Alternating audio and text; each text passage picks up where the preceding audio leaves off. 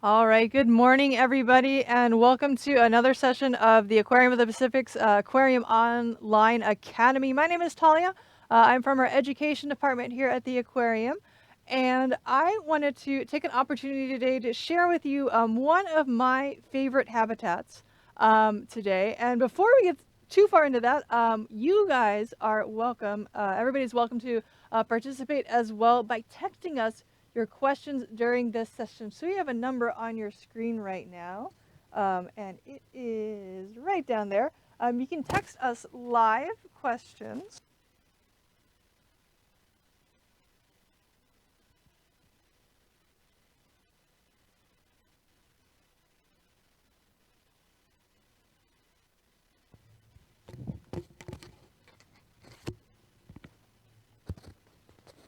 Sorry about that, guys. You can text live questions to 562-286-1838. Or if you're not watching this live,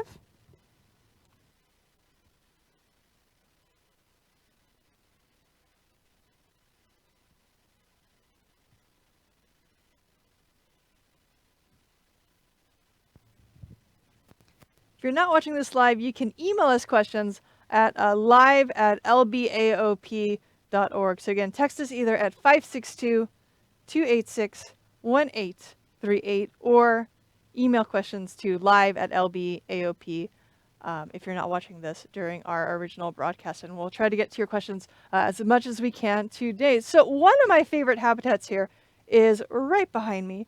And this is a tide pool. So I want you everybody to take a moment to make some observations and see what you notice about this particular home for our animals here.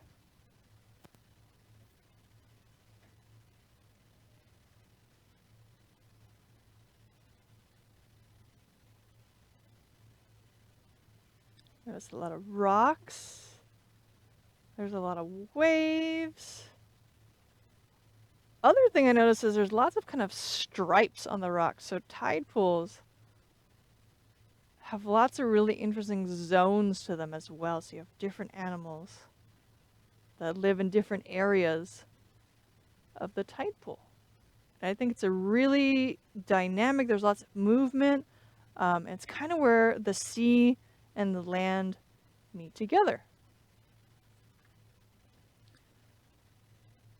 So let's take a closer look at kind of what the actual pool of the tide pools. Like I think Miss Amanda might get another video for me. Sure. So this is kind of what it would look like if you zoomed in and saw a little bit closer what a tide pool looks like. This is one of our exhibits here at the aquarium. Oop, there's a little painted greenling fish coming to say hello to you. I'll try to get out of his way there. I'm not doing a good job. But there's lots of different animals that live in a tide pool. And a tide pool, again, is kind of where the ocean and the land meet together. And in the little rocks there where all the waves are crashing over, some of the water will get left behind. And those little pools can be as small as a teacup. They can be as big as a bathtub. So there's lots of animals that can call a tide pool their home.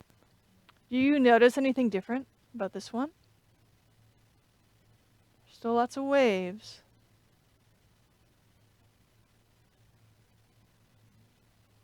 But you might also notice there's some stuff on the rocks. There's some algae on the rocks there too. So I see that Luke had a question, and he asked, how many animals live in a tide pool? Oh my goodness, Luke, there are so many animals that live in a tide pool. It's hard to know how many can be just in one little pool. So you can have anything from stars, sea stars, to anemones, to fish, to octopuses. So many animals can live in the tide pool. That's definitely one of my favorite places to visit because you can find so many animals just in one spot, just again where that land and ocean kind of meets together. So here's some example of some of the animals that live there. We have some anemones here. They look like flowers. They're kind of waving at you, saying good morning. Here comes that greenling, and I'm going to try to get out of its way. Maybe. We'll see. I did a good job.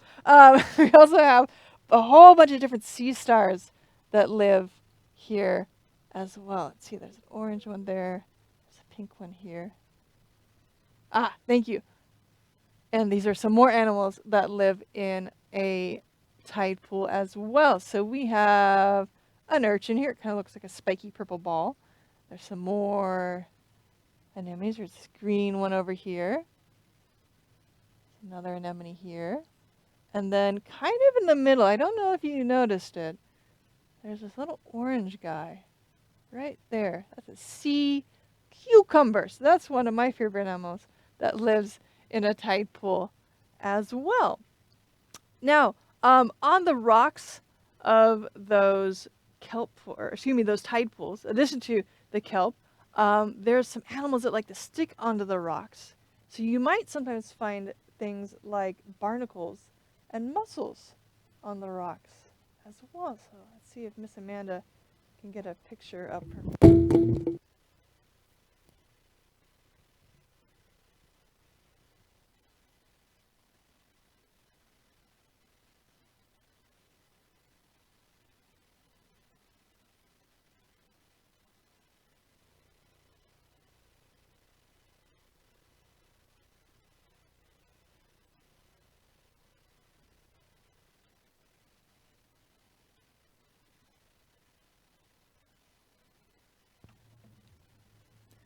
So here's a good picture of the barnacles here. I think they look like little volcanoes. And if you notice, let me see if I can point to one. Do you notice this little thing right in the middle there? So that is kind of almost like a little door where the animal lives inside. So barnacles start their life out as itty bitty little guys. They're little plankton. They go with the flow. They go where the ocean takes them. And they decide, I'm tired of swimming. I'm going to settle down. So they will find a nice place to live, like a nice big rock on a tide pool. They will make a special glue on top of their head. They will stand on their head on that rock, glue their head down to the rock. Then they'll make a beautiful barnacle shell around themselves. And then they're probably pretty hungry. They just did a lot of work making that shell, so they might need to eat. Now, if you think about it, they are standing on their head with a beautiful barnacle shell. So what's up? Their feet are up. So barnacles actually eat with their feet, which is pretty silly. It kind of looks, I think it looks like little eyelashes that come out. So if you're lucky enough to live near a tide pool, maybe you have some nearby. If you ever see a barnacle, try to see if you see little like eyelashes, kind of little fans sweeping out of the top there. Kind of that little opening will open up, and that's their feet trying to eat. And they eat little plankton that swim by. Samantha put up a nice picture of plankton here. They'll eat plankton that will swim by them in the water current.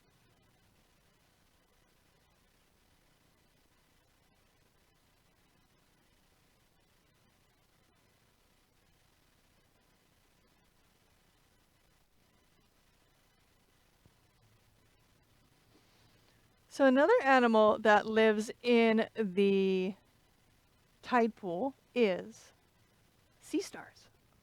And Miss Amanda has a great picture of some bat stars behind me here. Now, bat stars, I think what's really interesting about them is their body shape. So they have webbing. We have kind of webbing in between our fingers. They have kind of webbing in between their arms. So they look a little bit different than the sea stars you might see elsewhere that might have a little bit more of a kind of a thinner, longer arm as well. So they have some adaptations to help them out in the tide pools as well. Because remember, we got lots of waves coming through, so they might need to hold on if a wave comes by so they don't go whoosh off the rocks. So they have sticky little feet all along their arm. Here's some of that wave action here. They have sticky little feet on their arm, and they will stick on to the rocks.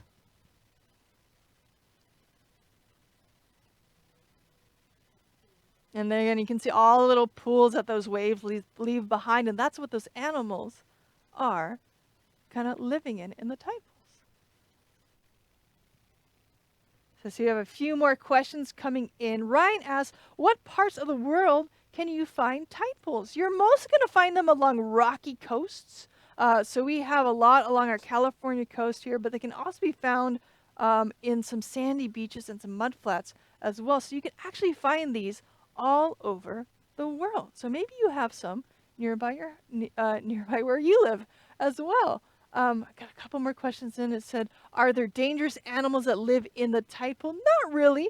Tide pools can be kind of a little bit slippery, so I would watch your step if you went in a tide pool, just so you don't fall down and get all wet. But in terms of dangerous animals, there's not that much that live in the tide pool. Now, Camden asks, why do urchins hug your fingers? So we like to say the urchins can hug their fingers here at the aquarium. If you stick your finger in between the urchin's spines, they'll kind of squeeze your finger a little bit. And they are kind of just trying to see what you are. They're kind of exploring, going, what is that? That's touching me. So they will kind of explore it with their spines. And that's actually also a little bit how they get their food. So urchins love to eat kelp. Remember, we saw some seaweed on the rocks of the kelp first here. Here's a good picture. They'll use these spines here to kind of grab on to the seaweed. And then you can see all these little like threads. Those are tooth as well. So they will use those to kind of hold on to the kelp, and then they'll pass it along the edge underneath them, and then that's where their mouth is. Here's another urchin kind of munching on some kelp. So they all grab them with their little teeth on the bottom there and eat some kelp. And I think Miss Amanda's going to pull me up a picture of their mouth. So right in the middle there, that kind of darker circle, that's their mouth. It's called an Aristotle's lantern. I think it has 5 little chompers there that you can see, but on the other side of that, there's all these really pretty loops called Aristotle's lantern. So yeah, an urchin is a really cool animal that lives in the tide pool as well. Another one of my favorites to talk about, let's see, are anemones as well. Anemones is another common animal that you'll find in a tide pool. These are all these green guys that are behind me here. We got one there, we got one there. They're kind of hiding in between some sea stars here. Up there, and up there, and up there. And then there's one right down there. Oop, there. So anemones will live in the tide pool as well. They have a really big suction cup at the bottom to help them stay put. So sea stars have all those little tiny little 2 feet. Anemones have one big suction cup to help them out. And then they are also going to kind of just catch what comes by. So they're going to kind of have their arms out, their tentacles out, and they're going to catch a fish or a crab that comes by. They have little stinging cells. Think of like a sea jelly. So they'll catch their food with those stinging cells and those tentacles. It's like little harpoons that come out. And then bring those all the way to the middle where their mouth is. And that's this thing right in the middle there. I think it looks like a belly button, but it's their mouth. I see we have some more questions coming in. I have a friend asking me, what is the size... what is the size of the largest creatures that can live in a tide pool? I would say probably an octopus. So a red octopus can get up to about 20 inches or so from arm to arm, so kind of this way. And then a 2-spot octopus. Oh, Miss Amanda found a great picture of me. This is a 2-spot octopus. Can you find their 2 spots? Found one. There's probably one on the other side. Those can get about 24 inches. So those would probably be some of the largest animals that you can find in the tide pool. Ooh, I have some more questions coming in. Hugo asked me a question about barnacles. Do barnacles breathe air, or do they get oxygen from the water? That is an excellent question. So barnacles are going to be breathing the oxygen in the water. So they're going to be having gills like fish do.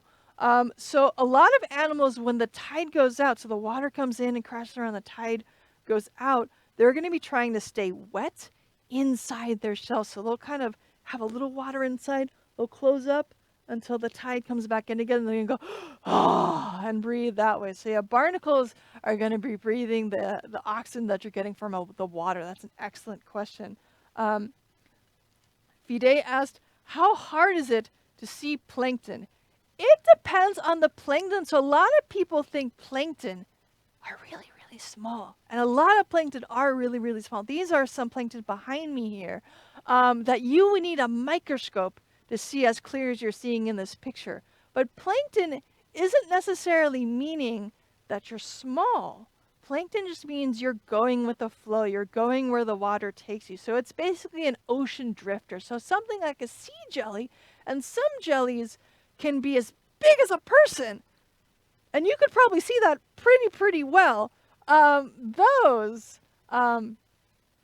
are pretty visible, and those are considered plankton as well. So it depends on the plankton. So if it's a really, really tiny, like a little baby animal or something that's just stays small for its whole life, you might need a microscope to help see it really, really clear. Sometimes you can see them. If you look really, really close, you'll see like little specks in the water. We feed our jellies brine shrimp here, and the babies you can see without a microscope, without special tools. But they're really, really tiny. They're like that big. But other animals like jellies, which are much, much bigger plankton, those you can definitely see without using special tools. That's a great question. Ooh, more questions. Can urchins live on land? They do need the water to help them breathe. But remember, one of the interesting things about our tide pool home, our tide pool habitat, is it's an area where you have the water coming in and you have the water going out. So they're living on the rocks, but they're going to need the water to come back eventually so they can be a happy urchin. And then Allie, Perry, and Perry are asking, are urchins bad for otters because they eat the seaweed that the baby otters are tied to? So urchins do love to eat kelp. So in terms of the relationship between otters and sea urchins, here's a cute, adorable otter behind me there.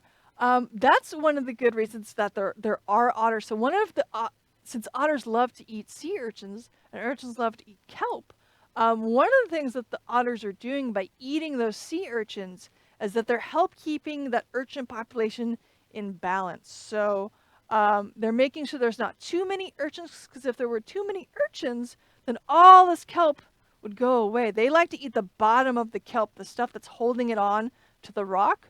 So if the urchin kind of mows right through that, all that kelp would float away. And the otters like to use the top of the kelp to wrap their babies in, kind of like a seatbelt when they go to get food for their babies. So it's a balance. So we want to make sure that there's urchins in the ocean. We want to make sure there's otters in the ocean. So as long as it's kind of the right kind of equal numbers, then it won't be bad for the otters that there's urchins in the ocean. We just don't want too many so that they snack on all the kelp, and then we wouldn't have kelp for the babies. We wouldn't have kelp for all the other animals that call the kelp forest their home. So it's okay for them to have some, but we just don't want too many. All right, one more question. What happens if you get stung by an urchin? So the urchins that we do have off of our coast, they are not venomous, but I do know there's tropical urchins that if you touch them, it's not going to feel very good. So if you got stung by an urchin, if maybe you were scuba diving in a tropical place, I'd say you want to go maybe see a lifeguard or a doctor or something. But yeah, it would hurt. It wouldn't feel very good. I know I've had friends that have gone scuba diving that get kind of worried about urchins sometimes. So as long as you're kind of keeping your space, I think you'll be okay. Great questions, my friends. So again, if you guys have any more questions, you're welcome to either text them in like you guys are doing. Thank you so much for all your great questions and observations. Again, that number is 562-286-1838. Remember to ask parents' permission as text and grades do apply. Or if you're not watching us live, you can email us and we'll get back to you as well. And that email is live@lbaop.org. So that is some ways to get in contact with us as you're watching our programming here at the aquarium. Sure. So Miss Amanda's going to put up another video for me of a tide pool just to show you a little bit better about what those look like as the tide's coming in. So you might notice lots of rocks, lots of sand. There's the ocean way in the background. Oh, speeding up. Oh, look at how much it's filling in. Oh, there's some people exploring. Ooh, that water's getting deep. So definitely, as the water comes in, that's what's so interesting is that as the tide goes in and tide goes out, that is going to change a lot of the types of animals you're seeing. So it's really neat to see again those zones, those layers of the tide pool. You have animals that like to live way up at the top where they're just getting splashed by the water, and then there's animals way down in the pools that like to live in the water all the time. Ah, and Miss Amanda made a good observation here. You can see that when our animals here, when they're not covered completely in the water, they might look a little bit different. So their texture might be a little bit different. They might be a little slimier. So you can definitely see they look a little bit different when the tide goes out.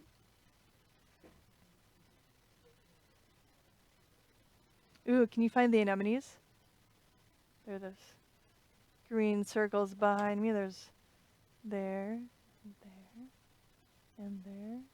Do you guys remember what I said the thing in the middle is? Looks like a belly button.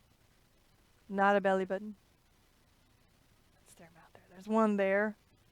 Looks like you got some water on the side there. And there's one right hidden by the sea star right over there.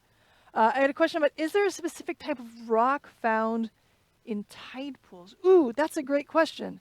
That I don't know the answer to. I think it probably depends where you are in the world because different rocky coasts are going to be made up of different minerals and rocks. So I don't quite know what type of rock, particular type of rock we have here on our coast, but that is an excellent question. Maybe we can look that up a little bit later and get back to you. That'll be my homework, I think, is to figure out what rocks we have off of our coast. I have another friend asking, do all animals in tide pools have gills?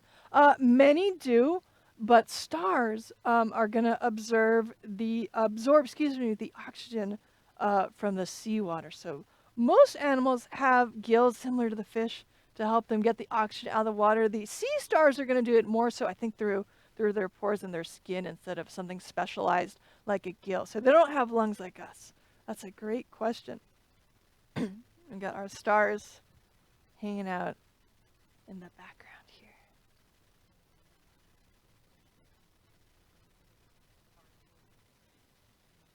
Oh, and here's another great picture of all those barnacles up on the rocks here. Speaking of animals and balance, one thing I was just remembering with our urchins and our otters here, another area in the tide pool where you need to want to make sure you have balance is actually with these mussels and the sea stars.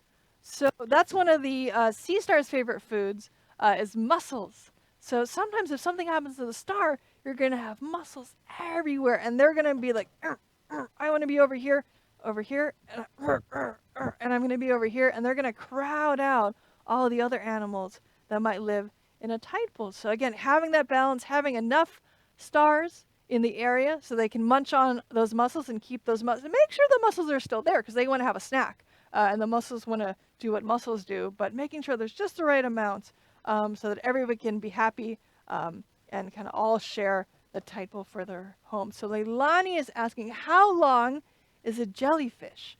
So they're not typically found in tide pool, but the longest jelly is a lion's mane jelly, and their bell is 8 feet across.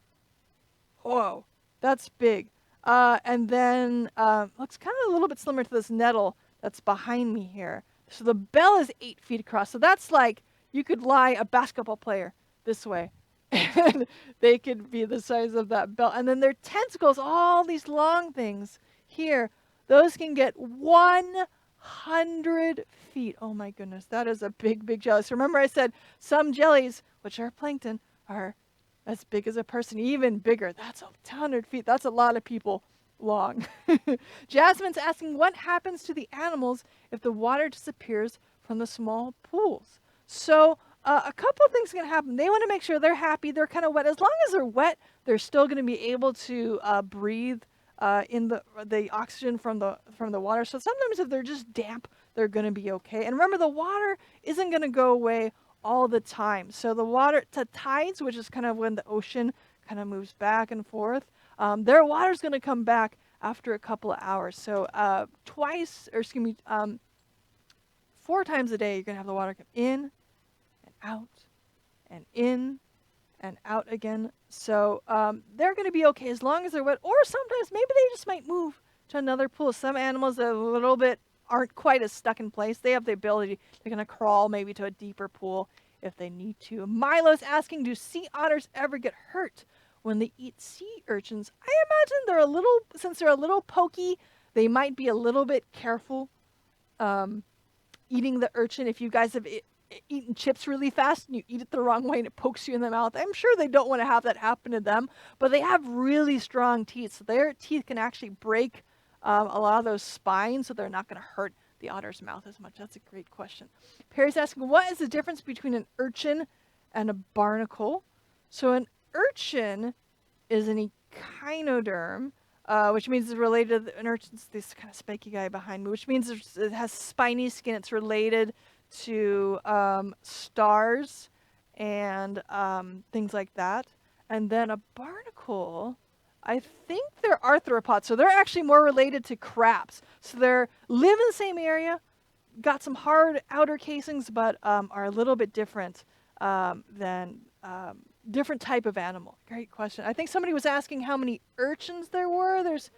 There's 200 urchins. Camden's asking, can sea stars really grow their arms back if they lose one? Yes! Yes, they can. It is ridiculous. So if they lose an arm, and that arm will very slowly grow back. I think it takes a while. I want to say it takes maybe a month or so, maybe a little bit longer than that. So it's not like instant. But yes, they can definitely really grow their arm back if they lose one. I've also heard that arm they lost, for some types of sea stars, if that arm has a little bit of the center of the star, that can grow into a whole nother sea star, which is pretty incredible too. So yeah, that's one of the sea stars' really cool adaptations, is that they are able to regenerate their arms if they lose one over a long period of time. I have another question. Do any animals eat sea stars? They sure do. Otters can eat sea stars. They'll make little sea star tacos or little sea star PB&J sandwiches, and they can eat some sea stars. And do starfish glow? Ooh. I don't know of any stars that glow off the top of my head. I think maybe some stars might do what's called biofluorescence, which means that instead of making your own light, you're kind of making the light that's shining you into a different color. So if you guys have ever played with like black lights, maybe you have like glow in the dark stickers, it's kind of like that. So maybe there's some sea stars that can do that. I'm not 100% sure if sea stars can glow on their own, but that'll be my homework. Ooh.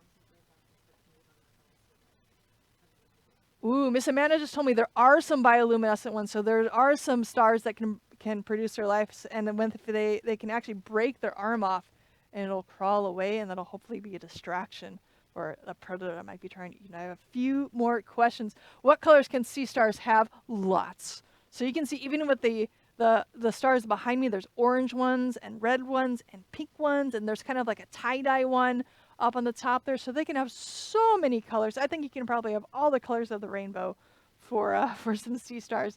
Camilla's asking, are there brittle stars in the tide pools? Yes, there are. Those are the ones with the little snaky arms. You can definitely find them there. And Rio is asking, how do jellies eat? So they are using those long tentacles to sting their food.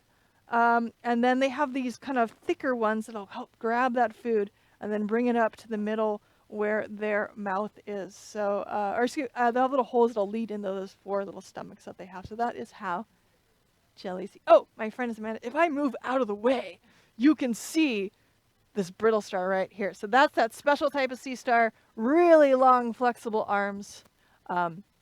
So they're definitely a really fun friend to find in the tide pools. I think we have a few more questions coming in. And then actually, speaking of colors, I really like the colors of this sea anemone that Miss Amanda found here. So there's pink little tips. There's these dark green stripes. There's this light green body. I think there's some yellow. I think we'll have some of our last questions for the day. So Luke is asking, can animals in the tide pools move? Yes. So some of them want to stay still, like our anemones here. Sea stars can move with those 2 feet. You have crabs that have legs to move. You have the brittle stars that'll use their arms to move. So yeah, there are definitely animals that can move in the tide pool. And do stingrays live in tide pools too? Not usually, but you're going to find them maybe next door in a wetland. So maybe somewhere that's a little bit stiller, you can find some rays. You can find them a little bit further off our coast as well. So that is some great questions. Thank you guys so much. I think we have maybe one last. All right. So I want to thank you guys so much for joining us here and learning all about tide pools. They are definitely one of my favorite habitats or homes for animals that we like to talk about. So thank you guys so much for coming. All your great questions and observations. And I will see you guys later. Thanks again.